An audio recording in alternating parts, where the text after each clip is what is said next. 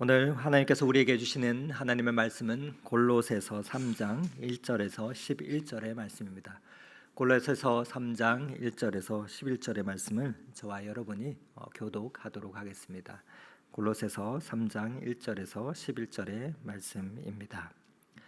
그러므로 너희가 그리스도와 함께 다시 살리심을 받았으면 위의 것을 찾으라. 거기는 그리스도께서 하나님 우편에 앉아 계시느니라. 위의 것을 생각하고 땅의 것을 생각하지 말라. 이는 너희가 죽었고 너희 생명이 그리스도와 함께 하나님 안에 감추어졌음이라. 우리 생명이신 그리스도께서 나타나실 그때에 너희도 그와 함께 영광 중에 나타나리라.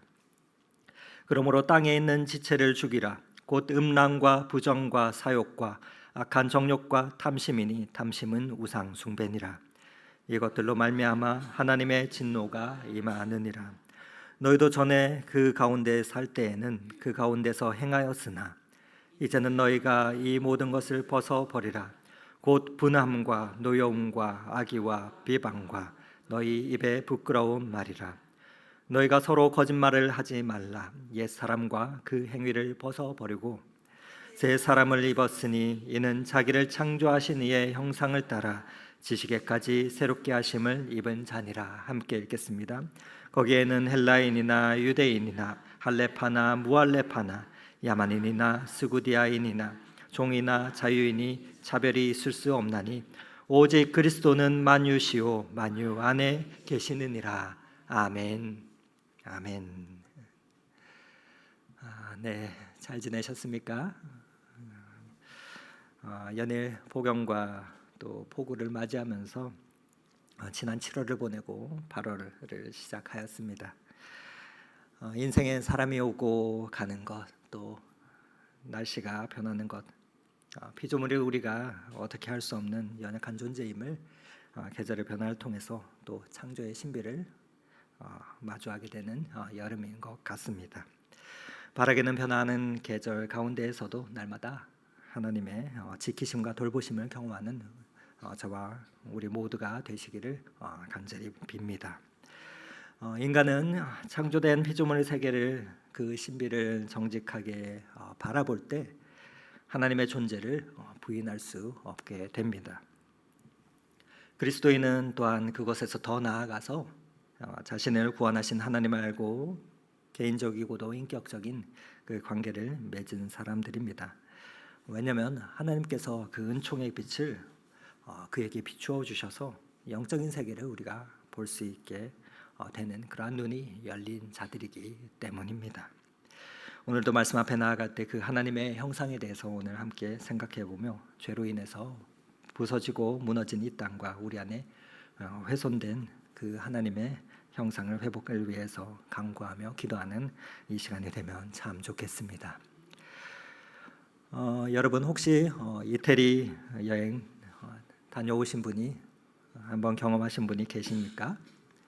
로마에 가봤다 하시는 분이 계십니까? 로마에 가면 바티칸 시티가 있습니다. 그리고 그곳에는 우리가 잘 아는 성 베드로 대성당이라고 부르는 성당이 있습니다. 이 베드로 대성당에 들어가면 입구에 오른쪽에 보면 세계 3대 조각가 중 하나이자 천재였던 미켈란젤로가 유일하게 자신의 이름을 새긴 예술 작품이 하나가 전시가 되어 있습니다. 바로 비에타 상입니다. 아마 말씀을 한번 들어본 적도 있을 거고 보신 적이 있을 겁니다. 비에타 이태리 말로는 슬픔, 비탄이라는 뜻의 말이고 라틴어로는 자비를 베푸소서라는 뜻의 말입니다. 그런데 이 비에타는 보통 성화나 조각에서는 이렇게 예수님의 모습을, 또 십자가에 못 박혀 돌아가신 예수님을 마리아가 안고 계신 그 모습을 의미합니다. 비에타 상 중에서 가장 유명한 작품은 이 미켈란젤로의 작품인데, 이 작품은 이 조각이 피부 아래까지도 선명하게 핏줄까지도 표현해내서 대리석이 아니라 돌이 아니라 살아있는 사람처럼 보일 정도로 그렇게 섬세하게 표현을 한 그러한 걸작품 중에 걸작품입니다. 나중에 기회가 되신다면 성지순례나 또 종교개혁 답사로 로마에 가게 되면 한번 실제로 볼 수 있게 될 수 있는 그런 경험을 하실 수 있으면 좋겠습니다. 그런데 이러한 피에타상이 1972년 5월 21일에 100개의 조각 이상으로 산산조각이 나는 사건이 발생하게 됩니다. 라슬로 토트라는 한 정신인 병자가 이 유명한 피에타상을 공격해와서 암석망치로 12차례 이상이나 찍어버립니다. 그래서 산산조각이 나서 코와 눈과 머리를 때리고 왼쪽 팔이 완전히 떨어져 나가서 손가락들이 산산조각이 나게 되는 사건이 일어나게 됩니다. 당시 주변의 관광객들과 경찰에 의해서 제지를 당하고 체포가 되었지만 떨어져 나간 파편들은 현장에 있던 사람들이 가져가 버려서 파편을 모두 찾지 못하고 절반가량만 다시 찾게 됩니다. 이렇게 훼손이 되고 나서 긴급히 부서진 조각을 모아서 복구를 하려고 했지만 세계의 미술 애호가들은 저렇게 산산조각 나고 부서진 작품이 과연 처음처럼 회복될 수 있을까라고 의구심을 가졌습니다. 이 사건으로 인해서 박물관도 이 산손 자국이 나고 조각들도 다 찾지 못했기에 박물관에서는 이를 그냥 두려고 했지만 나중에 여러 논의를 거쳐 오랜 시간을 거쳐서 이 훼손된 석상을 이 박물관은 복원을 하게 됩니다. 그래서 바티칸이 이 훼손된 석상을 복원하기 위해서 엄청난 고생을 하게 됩니다. 아무튼 이렇게 무참히 훼손된 이후에 박물관은 이 작품을 복원하기 위해서 세계적인 조각가들을 불러 모아서 팀을 꾸리게 됩니다. 그리고 이윽고 조직된 전 세계에서 초청된 복원 전문가들은 이 작품을 어떻게 해야 원래대로 회복시킬 수 있을까, 복구할 수 있을까 하며 회의에 회의를 거듭하게 됩니다. 그러고는 오랜 시간이 지나서 다시 작품을 복원하게 되었지요. 전 세계 최고의 복원 전문가들이 모였을 때 이들이 바로 복원 작업에 착수하지 않았습니다. 이들은 우선 몇 달 동안이나 깨진 작품들을 감상하는 일을 보냈다고, 그 시간을 보냈다고 합니다. 그 시간을 통해서 미켈란젤로의 눈과 또 가슴을 갖기 위해서였던 것이죠. 그들의 눈에는 미켈란젤로의 눈이 되고 그들의 가슴은 미켈란젤로의 가슴이 되어서 작품에 나타났던 마리아의 연민과 고통을 보고 또 그 연민과 고통을 함께 느끼는 그 시간을 차분히 가졌던 것입니다. 그런 과정들을 통해서 마침내 그들은 작품을 거의 완벽하게 복원할 수 있었다고 합니다. 그리고 그렇게 복원이 끝난 후에는 이 피에타상은 저 멀리 관광객들로부터 떨어져서 멀찍이 떨어져서 방탄유리에 의해서 보호를 받게 됩니다. 지금도 바티칸에 있는 이 베드로 대성당의 입구에 들어가면 오른쪽에 그 방탄유리에 보호된 그 이 피에타상을 우리가 볼 수가 있습니다. 이 피에타상과 관련해서 여러 일화나 에피소드들이 많은데 그 중에 하나가 미켈란젤로가 자신의 유일한 서명을 남겼다는 것입니다. 1496년에 미켈란젤로는 자신의 첫 작품인 바스쿠라는 그 조각상을 보고 능력을 알아보게 된 한 프랑스의 추경으로부터 요청을 받게 됩니다. 이 피에타상이라는 작품을 만들도록 말이죠. 그래서 미켈란젤로는 한 3년의 시간 동안 이 작업을 하게 되는데 열심으로 그는 직접 알프스 산맥을 다니면서 최고의 대리석을 구해서 600만 번이나 이상 되게 가죽으로 그 대리석들을 문지르고 반짝반짝하게 윤기가 나게 하는 그러한 심혈을 기울이며 작품을 작업했다고 합니다. 그런데 작품을 의뢰한 사람은 그 대금을 보내주지도 않고 제때 그 작품에 대한 비용을 지불하지 않아서 형편이 극도로 어려워지면서 미켈란젤로는 조각상을 겨우겨우 완성하게 됩니다.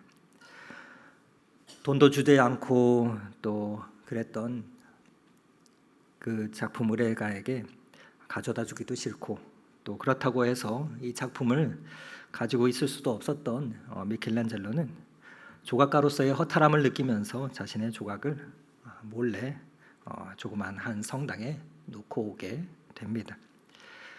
그런데 그 후에 많은 사람들이 이 조각을 본 후에 칭찬을 하게 되는데 그 소문이 퍼지면서 어떻게 퍼졌나? 그만 다른 조각가의 작품으로 인식되며 소문이 나기 시작합니다. 그래서 그 소식을 들은 미켈란젤로는 억울함을 느끼면서 그래서 아무도 없는 밤에 다시 피에타 상 앞에 가서 아래와 같은 글귀를 새겨놓게 됩니다.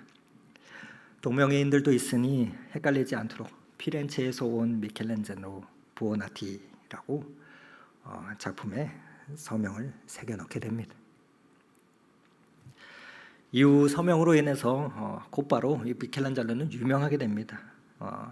그러나 미켈란젤로는 자신의 오만함을 후회하면서 이후로는 다시는 그 작품에 서명을 남기지 않았다고 합니다. 하나님이 이 세상을 전부 창조하시고도 어디에 서명을 남기지 않았는데 자신은 스스로를 증명하고자 자신의 작품에 서명을 한 모습이 후회가 되었던 것이지요. 피에타상이 이처럼 걸작품이긴 하지만 이 세상에는 사람처럼 귀한 작품은 없습니다.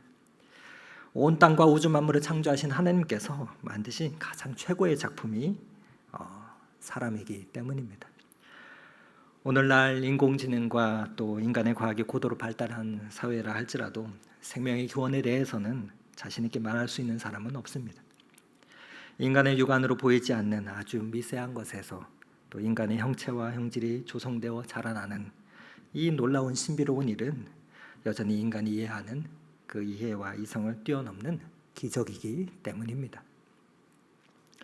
그렇게 사람을 바라보면서 서로 여러분을 바라보면서 감격할 수 있다면 그것만한 축복이 없는 것입니다.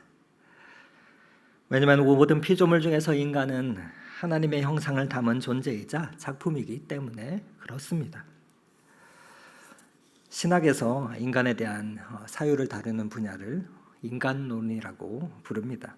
그런데 그 가운데서 중요한 주제가 하나 있는데 바로 이 하나님의 형상입니다.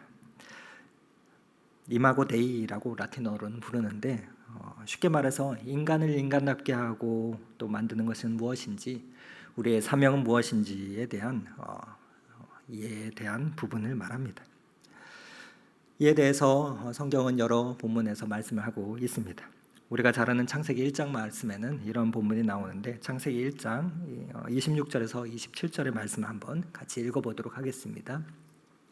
하나님이 이르시되 우리의 형상을 따라 우리의 모양대로 우리가 사람을 만들고 그들로 바다의 물고기와 하늘의 새와 가축과 온 땅과 땅에 기는 모든 것을 다스리게 하자 하시고 하나님의 자기 형상 곧 하나님의 형상대로 사람을 창조하시되 남자와 여자를 창조하시고 라고 말합니다. 하나님이 사람을 당신의 형상과 모양으로 창조하셨다 말씀하고 있죠. 이를 오늘 본문에서는 이렇게 말합니다. 골로새서 3장 10절 말씀인데 함께 읽어보겠습니다. 새 사람을 입었으니 이는 자기를 창조하신 이의 형상을 따라 지식에까지 새롭게 하심을 입은 자니라 라고 말합니다. 본문에 나타난 하나님의 형상이 무엇을 의미하는가 해석함에 있어서 전통적으로 몇 가지 견해들이 있는데 이를 말씀드릴 테니 한번 들어보시면서 여러분은 어떤 관점에 동의하시는지 생각해 보시면 좋겠습니다. 전통적으로 하나님의 형상에 대해서 해석할 때 크게 세 가지 관점으로 바라보며 설명을 합니다. 첫 번째 관점은 실체론적 관점이라고 부르는 견해입니다. 이 관점은 하나님의 형상은 인간을 영혼을 가리킨다라고 봅니다. 바로 인간이 실제적으로 소유하고 있는 어떤 요소들, 그러니까 그것들이 하나님의 형상이다라는 관점입니다.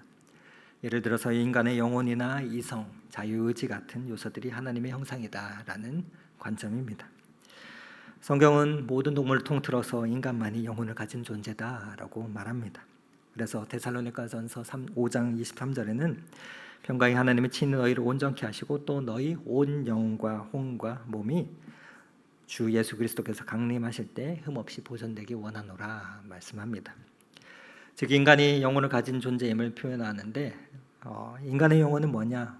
우리가 추론할 수 있는 능력, 이성을 가지고 또 도덕적인 감각과 양심을 가지고 있는 것을, 그래서 거룩을 인지하고 또 신성을 인지할 수 있는 그 감감을 가지고 사랑할 수 있는 능력을 가지고 있는 것, 이런 것들이 다 영혼이 있기에 가능한 특성이고 이 영혼이 하나님의 형상이다라고 보는 그러한 견해이자 관점입니다. 그렇게 영혼을 갖고 있기 때문에 하나님의 형상 닮은 존재로 볼 수 있다라는 그러한 말이죠. 그렇다면 두 번째 관점은 어떤 관점일까요? 바로 관계론적 관점이라고 부릅니다. 인간을 하나님의 형상으로 창조하셨는데 그 하나님은 어떠한 하나님인가에 대한 관점입니다. 삼위일체 하나님이시기 때문에 즉 하나님의 형상은 하나님이 인간에게 주신 그 관계성이다 라는 관점입니다. 인간이 다른 인간과 관계를 맺으며 살아가려고 하는 그 성향이나 또 관계를 맺으며 살아갈 수 있는 능력, 즉 그 관계성이 하나님의 형상이다라는 해석입니다.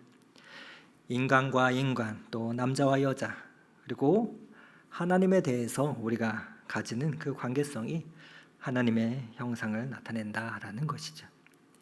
그래서 이에 대한 근거로서 창세기 1장 26절에는 하나님이 이제 우리의 형상을 따라 사람을 만든 자라고 했을 때 우리의 형상이라고 얘기했다라고 표현을 합니다.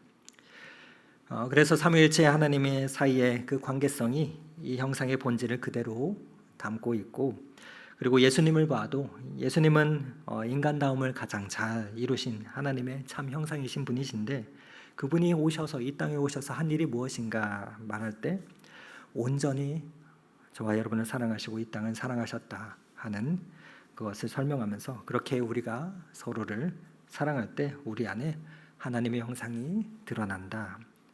그러므로 하나님의 형상은 그 사랑의 관계다라고 하는 견해입니다. 이 관점은 하나님이 삼위로 존재하신다는 그 기독교의 핵심 개념을 잘 담고 있는 관점이기도 합니다. 그럼 세 번째 관점은 무엇인가? 바로 성교적 관점이라고 부르는 것입니다. 다른 말로 신학자들은 기능적 관점이다라고 표현하기도 하는데 이는 하나님의 형상이라는 것이 하나님이 우리한테 위임한 어떠한 대표성이나 사명, 권위 같은 것을 말하는 것이다 라는 관점입니다. 하나님께서 사람에게 부여하신 기능, 특별히 피조물과 온 땅을 다스리고 통치하는 그것이 하나님의 형상의 본질이다라고 보는 것입니다. 사람이 하나님의 대리자로서 세상을 다스리고 또 관리하는 책임을 부여받았기 때문에 바로 그러한 점에서 사람은 모든 다른 피조물들과 구별되는 독특성을 가지고 있다라는 것이죠. 그래서 흔히들 말하는 인간이 하나님의 청지기적 삶을 살아야 한다 할 때 그러한 내용과 연결되어 있는 설명이자 관점입니다. 창세기 1장 26절에 보면 하나님의 형상이라고 나누는 그 형상은 히브리어로 보면 셀렘이라는 단어로 표현하고 있습니다. 우상, 이미지라는 단어인데 이어서 나오는 단어는 우리의 모양대로에서 모양은 히브리어로는 데무트라는 단어를 씁니다. 그런데 이 단어들이 고대 근동에서 즉 다른 곳에서는 어떻게 쓰였는가 하고 보았을 때 고대 근동의 문화에서는 이 단어들을 이렇게 사용했다고 합니다. 바로 왕이 한 나라를 다스리는 그 왕이 직접 그곳에 임재하지 않을 때 자기의 통치가 그곳에 미친다는 것을 보여주기 위해서 어떤 지역에 세운 왕의 형상이나 모양 같은 것을 표현할 때 이 단어들을 사용했다라는 것이죠. 그러니까 인간이 하나님의 형상이라는 것은 어떤 것들과 비유했을 때 이런 것들과 비유했을 때 봤을 때 인간이 하나님의 통치를 세상에 드러내고 보여주는 그 대행자, 대리자라는 것을 의미하는 관점입니다. 그래서 하나님께서 인간에게 부여하신 그 사명을 강조하는 관점입니다. 그렇게 이는 사람에게 부여된 통치권에 대한 바른 이해가 요구되기도 합니다. 하나님의 인간에게 허락하신 이 통치권이 피조물을 착취하고 학대하고 악용하는 그러한 권한이 아니라 피조물들을 잘 관리하고 이 세계를 돌보는 지키는 즉 청지기적인 통치권을 의미하는 것을 말하는 것이죠. 그러나 이 세상은 인간의 타락 이후에 사탄이 이 통치권을 통해서 모든 인간을 노예 삼고 지금도 학대와 폭압과 착취로 일삼고 있는 것을 우리는 마주합니다. 오늘날 인간을 부품처럼 여기는 자본주의가 극대화된 이러한 사회 속에서 그럼에도 불구하고 인간은 존엄하고 가치 있다라는 것을 주장하고 알려주는 그런 관점이 이 선교적 관점입니다. 여러분들은 이 해석에 대해서 하나님의 영상에 대한 해석에 대해서 어떤 관점이 마음에 드십니까? 실제론적인 관점, 관계론적인, 선교적인 관점 어떤 것이 동의가 되십니까? 아마 어느 것 하나만으로는 약간의 부족함을 느끼게 되지 않는가 생각하게 됩니다. 그리고 이러한 관점들이 상충적이지 않다, 오히려 성경적이고 총체적으로 이해하려면 이 모든 관점이 통합되어야 되지 않은가 하는 생각을 하게 됩니다. 바로 하나님의 형상으로 창조된 인간은 영혼과 이성과 의지를 가지고 진리와 사랑 가운데서 나아가 사람과 사람과의 관계 가운데 인격적인 그 관계를 맺으며 또 하나님의 대리자로서 이 땅을 다스리고 회복하는 그 사명을 부여받은 존재임을 말입니다. 이러한 하나님의 형상으로 지음받은 사람은 그렇기에 하나님의 창조의 걸작품이자 특별한 존재들입니다. 그래서 하나님께서는 우리가 태어나기 전부터 우리 인생을 바라보시며 기록하시는 하나님께서는 한 영혼마다 귀하게 바라보시며 창조하셨습니다. 그렇게 저와 여러분을 하나님께서는 창조의 걸작품으로 만드셨습니다. 그래서 시편 기자는 이렇게 고백하죠. 시편 139편에 내 형질이 이루어지기 전에 주의 눈을 보셨으며 나를 위하여 정한 날이 하루도 되기 전에 주의 책에 다 기록되었나이다 라고 고백합니다. 여러분, 그러나 오늘날 우리의 모습은 어떻습니까? 오늘날 이 세계의 모습은 어떻습니까? 오늘 골로새서 말씀은 우리에게 영광스러운 그리스도의 모습을 보여줍니다. 그리고 하나님 앞에서 우리의 가치를 말씀해주고 있는 본문입니다. 영광의 소망이신 예수 그리스도, 신앙의 여정을 그분과 함께 나아가는 그 여정임을 우리에게 보여줍니다. 그리고 우리의 삶의 기준으로부터 생각과 가치관들, 그런 것들이 죄와 허물로 죽었던 우리가 새로운 소망 가운데서 살아가는 그러한 하나님의 창조의 형상을 닮은 존재임을 보여주고 있습니다. 그래서 성도의 삶은 이렇게 권면하고 있는 것이죠. 골로새서 3장 1절에서 4절 말씀을 다시 한번 읽어드립니다. 그러므로 너희가 그리스도와 함께 다시 살리심을 받았으면 위의 것을 찾으라. 거기는 그리스도께서 하나님 우편에 앉아 계시느니라. 위의 것을 생각하고 땅의 것을 생각하지 말라. 이는 너희가 죽었고 너희 생명이 그리스도와 함께 하나님 안에 감추어졌음이라. 우리 생명이 그리스도께서 나타나실 그때에 너희도 그와 함께 영광 중에 나타나리라 라고 말씀합니다. 그러나 오늘날 이와 같은 영광 가운데 살아가야 할 특별한 존재들인 존귀한 인간이 가진 하나님의 형상은 심각하게 훼손되며 왜곡되어 있습니다. 무엇 때문입니까? 인간의 본성의 모든 면들을 죄로 물들고 참된 관계의 능력들은 심각하게 파손되었기 때문입니다. 그래서 만물의 통치권을 상실한 채 사막의 노예가 되어 있습니다. 그래서 오늘 본문 5절에서 8절 말씀은 이렇게 말합니다. 음란과 부정과 사욕과 악한 정욕과 탐심이 우상 숭배니 이것으로 말미암아 하나님의 진노가 임하느니라 말합니다. 이로 인해서 세상은 훼손되고 파괴되며 또 생명의 관계에 있어서는 분함과 노여움과 악의와 비방과 거짓말로 서로의 관계를 깨트리는 모습으로 그렇게 훼손되고 왜곡되고 뒤틀려 있습니다. 이것은 다른 사람을 향해서 또 피조 세계와 세상을 향해서만이 아닙니다.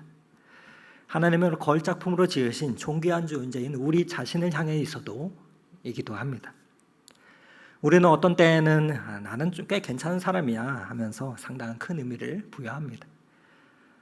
그런데 어느 날 전혀 예상치 못한 사건 앞에서 어이없이 무너져 버리는 우리의 비참한 모습들을 우리는 또한 직면하기도 합니다. 그래서 큰 충격 가운데 절망하고 좌절하지요.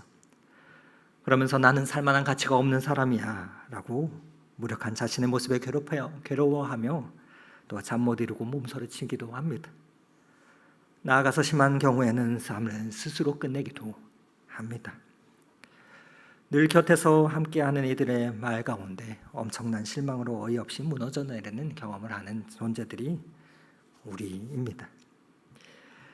그러나 사람들이 나를 욕하고 때로는 나 자신마저 내게 후한 점수를 주지 못하는 그런 비극적인 불안한 삶을 산다고 할지라도 우리의 삶의 의미는 우리를 바라보시는 하나님의 시선과 눈빛에 달려 있습니다. 오늘 말씀에서 하나님은 우리를 어떻게 보고 계십니까? 앞서 읽었던 골로새서 3장 1절에서 4절에는 하나님은 우리를 이렇게 보고 계십니다. 그리스도와 함께 살리심을 받은 자다라고 말합니다. 부활의 신앙을 말씀하시면서 그리스도와 함께 살리심을 받은 자라 인정하라 말씀합니다. 그리고 두 번째로 이는 너희가 죽었다, 우리가 죽었다 말합니다.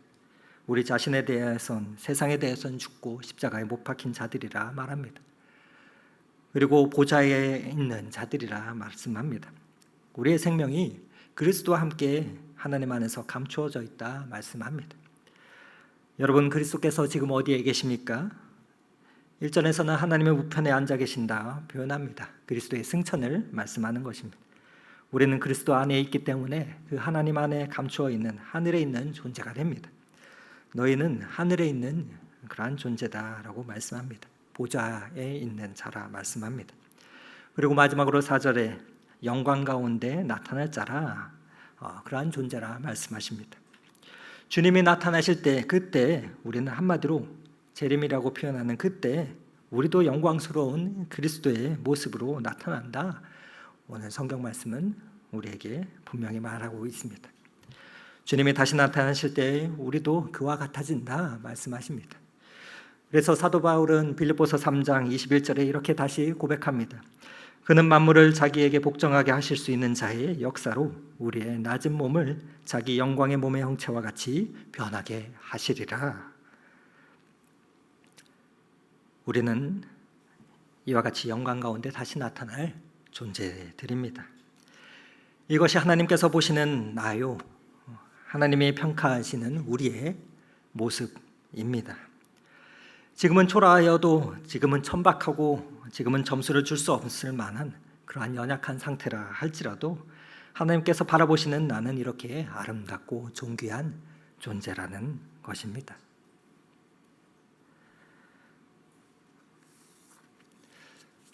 다시 앞서 말씀드렸던 비에타를 다시 한번 보겠습니다. 미켈란젤로의 작품인 이 피에타상이 특별한 이유는 아름다운 구도 때문이라고 말들을 합니다. 마리아의 머리를 꼭지점으로 피라미드 형태의 삼각형의 구도를 취하고 있는데, 작품의 정면에서 보면은 마리아가 33세의 예수를 안고 있습니다. 그런데 그 모습이 어딘가 33세의 청년 예수보다 훨씬 커 보여서 조각을 완성된 당시에 논란이 있었다고 합니다. 그리고 마리아가 가까이서 보면 너무나도 젊다, 그리고 예수가 아니라 마리아가 작품의 주인공 같다라는 여러 말들이 있었다고 합니다. 이러한 여러 말들과 논란과 비평에 대해서 조각가였던 미켈란젤로는 이렇게 짧은 말 한마디를 남겼다고 합니다. 이 조각은 신에게 바치는 것이니 인간의 시선으로 평가하지 말라라고 말이죠. 나중에 사람들은 오랜 시간이 지나서 비로소 그 말의 의미를 알게 되었다고 합니다. 비에타상을 지금처럼 정면에서 볼 때 인간의 관점에서 볼 때는 이렇게 보이지만 인간의 관점이 아닌 신의 관점, 천장에서 위에서 바라보면 비의 대상의 주인공은 누가 봐도 예수였기 때문이었습니다. 오늘 성경은 말합니다. 하나님께서 이 세상이 죄로 인해 훼손되면서 다시 복원하도록 복원 전문가들을 다 초청해 보았다고 말합니다. 선지자를 초청하고 훌륭한 왕들을 세우고 초청하였습니다. 하지만 그래도 회복되지 않자 마지막에 최고의 복원 전문가이신 예수 그리스도를 초청하셨습니다. 그리고 그 복원에 들어가는 그 비용은 당신이 다 십자가로 지불하셨습니다. 망가진 그것을 온전하게 하나님의 형상으로 회복하도록 하셨습니다. 그리고 이렇게 회복시키신 이들에게 살아있는 교회와 또 믿음의 공동체를 주셨습니다. 무엇 때문입니까? 훼손된 이 땅에 영혼을 회복시키도록 하시기 위해서 말입니다. 세상을 살면서 우리는 오늘도 순간순간 우리는 부서질 때가 많이 있습니다. 존귀하고 특별하게 지으신 하나님의 형상이 부서질 때가 참으로 많습니다. 너 같은 게 뭘 할 수 있겠냐? 몸도 약하고 공부도 못하는 게 돈도 없으면서 이런 말들을 순간순간 우리는 들을 때마다 하나님의 형상이 우리의 영혼이 산산조각나며 부서집니다. 그렇지만 하나님은 말씀을 통해서 분명히 이렇게 우리에게 말씀하십니다. 새 사람을 입었으니 이는 자기를 창조하신 이의 형상을 따라 지식에까지 새롭게 하심을 입은 자니라. 하나님의 형상을 회복하는 그 사역을 우리는 선교라 부릅니다. 이 세상의 경쟁 속에서 어려움 속에서 상처받고 부서진 영혼들을 어루만지는 일입니다. 우리가 얼마나 하나님의 소중한 사랑을 받은 존재들이고 자녀들인지 말해주고 전해주고 알리는 사역입니다. 이를 위해서 부서진 영혼들을 순간순간 그때마다 온전한 치료자요 회복자가 되시는 예수님께 데려가는 사역입니다. 올여름 교회학교는 자라는 아이들에게 성경학교와 수련회를 통해서 밤새 찬양하며 울며 그들의 영혼과 하나님의 형상이 회복되도록 위해서 가르치고 기도하고 수고를 하였습니다. 이제 더 나아가 며칠 후면 가까이 있는 우리 아이들뿐만 아니라 저 멀리 케냐 땅까지 21명의 성도님들이 나아가서 그곳에 있는 영혼들에게도 너는 존귀한 자들이다, 너는 특별한 존재다 라는 말을 전하러 나아갈 것입니다. 하나님께서는 믿음의 공동체를 통해서 열방 가운데 너는 내 사랑하는 아들이다, 딸이다 선포하시며 그 하나님의 음성을 들려주시기 원하십니다. 하나님의 음성을 열방 가운데 나아가 선포하며 외치는 것이 선교입니다. 하나님께서 이 땅을 회복시키실 것을 바라보며 나아가는 사역인 것이죠. 바라기는 우리의 기도를 들으시는 하나님께서 이 땅을 회복시키고 또 구원하시고 또 그분의 백성을 삼으시는 그 하나님께서 저와 여러분들과 동행하시기를 간절히 소망합니다. 하나님께서는 이 일을 위해서 저와 여러분을 오늘 이곳에 있게 하셨습니다. 바라기는 이런 하나님께 우리가 날마다 나아가 우리의 살아갈 존재의 이유를 구하며 또 우리의 자라는 아이들과 우리의 모든 삶을 맡겨드리는 저와 여러분이 되기를 간절히 소망합니다.